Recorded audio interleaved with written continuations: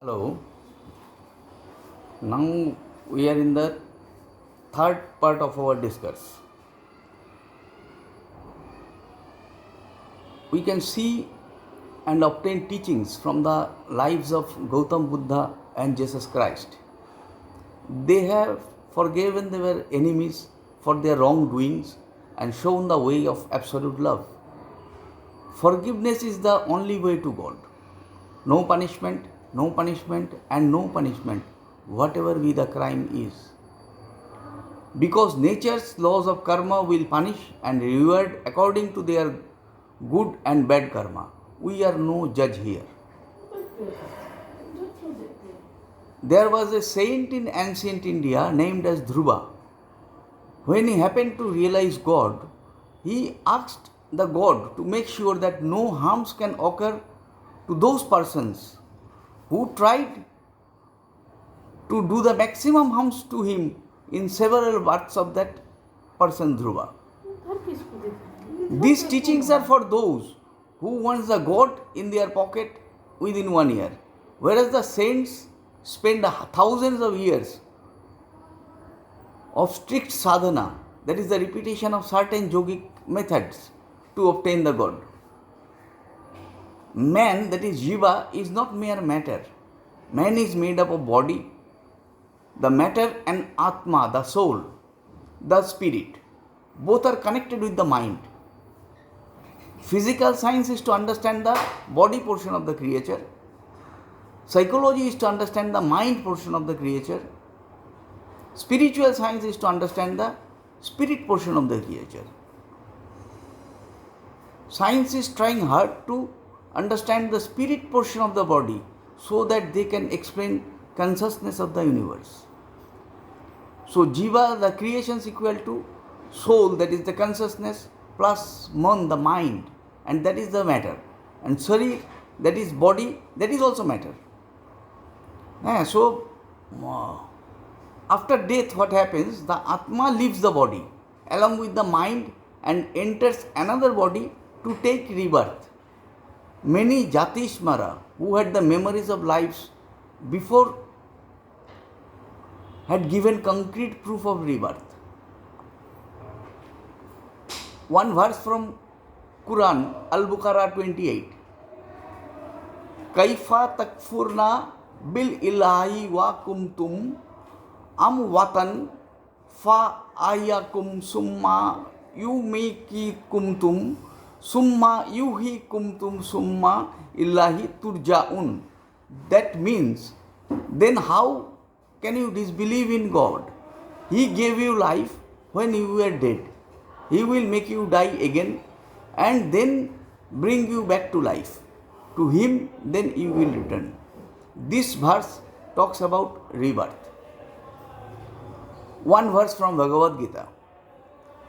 Vasamsi jirnani yatha vihaya navani garnhani naroparani tatha sarirani vihaya jirnani annaya samvati navani dehi.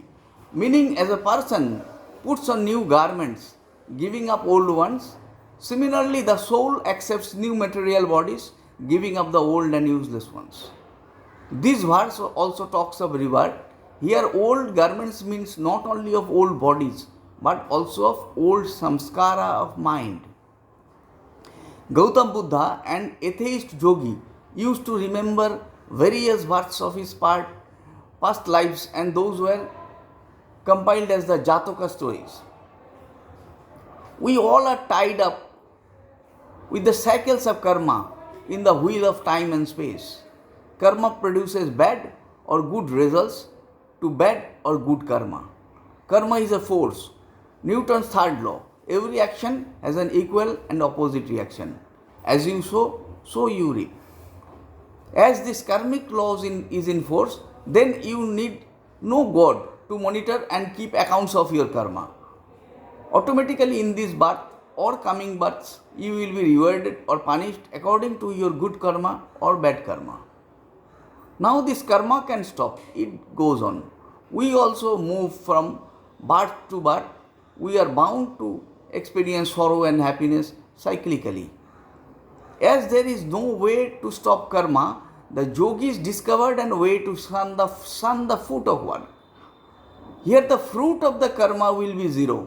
Then also we can be liberated from this tedious journey and enter into the eternal place of peace.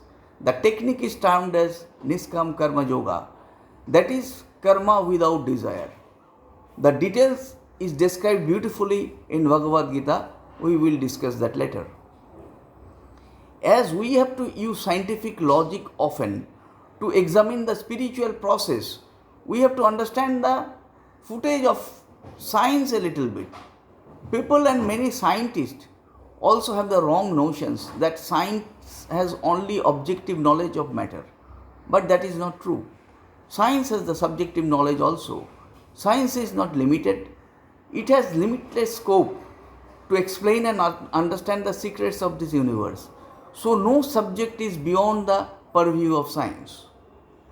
Yes, science may haven't reached that feat so far to utilize all those knowledgeable practically, like E equal to mc square. The theoretical scope is unlimited for this equation derived by Albert Einstein. But practically, science has to wait further to use the equation in applied field because the science is yet to master to eject some matter in the speed of light. Now we have entered into the era of quantum physics. Albert Einstein was very much against the quantum theories. Actually, so far, science could observe quantum physics for teeny particles. The day when science will be able to apply quantum theories to bigger particles also, then it would be very easy to explain many so-called miracles in our universe. To get the God in your hands within 1 year, you have to exercise something repeatedly. First, you have to do chitta suddhi, that is to cleanse, that is the suddhi, your mind, that is the chitta, from negative force and thoughts. There is no division among human beings scientifically, only Homo sapiens, that is the only identity of human as created by nature. Other identities like Indian, Pakistani, American, English, Republic, Federal, BJP, Congress, Christian, Jews, Hindu, Muslim, Sikh, Buddhist, etc. are man-made and don't have any scientific basis. So those divisions are perverted. Perversion means away from the truth. Scientific philosophy is a way towards the truth, and away from it is perversion. Away from the truth. But our identities like Homo sapiens, that is man, or Levi or Rohita for Rui fish, are nature made. So those are truth. All men are equal, Homo sapiens only. Division among them are the brainchild of political parties and religious clerics. They are away from the scientific knowledge. They use the policy of divide and rule. Truth is naked and burning, so it hurts. Our way is towards truth, so remain careful to avoid the burn. Our only capital in this journey is love, unconditional and selfless love, which will take us to the truth.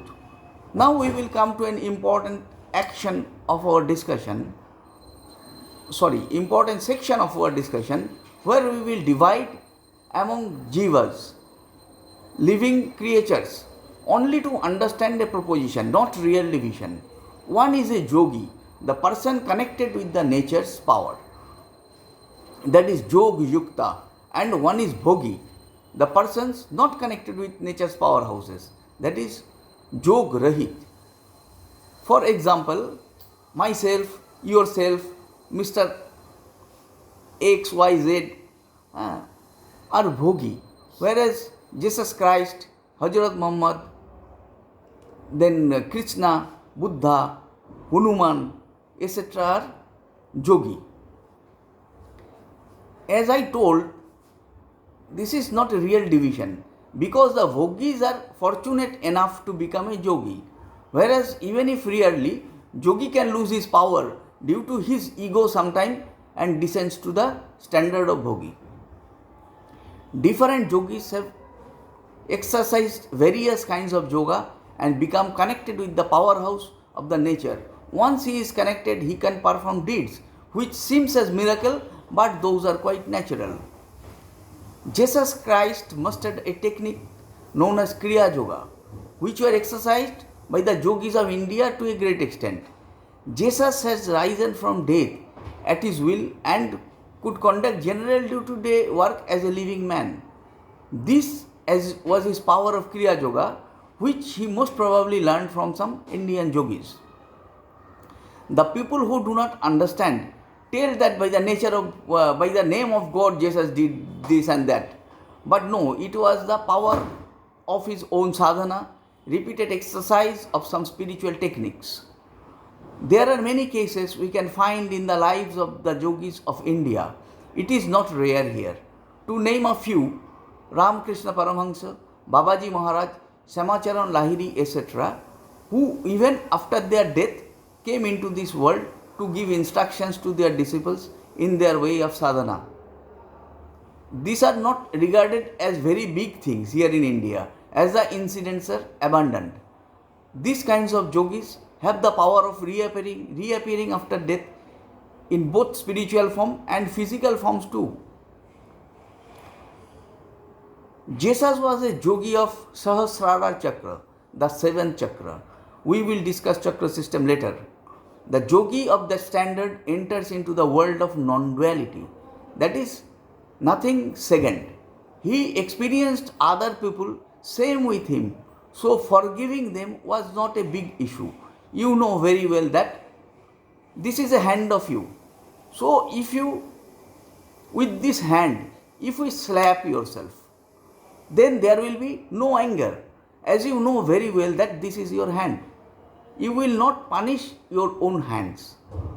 So Jesus had no need of inflicting punishment to his killers when he understood and knew those killers were nothing but his own parts.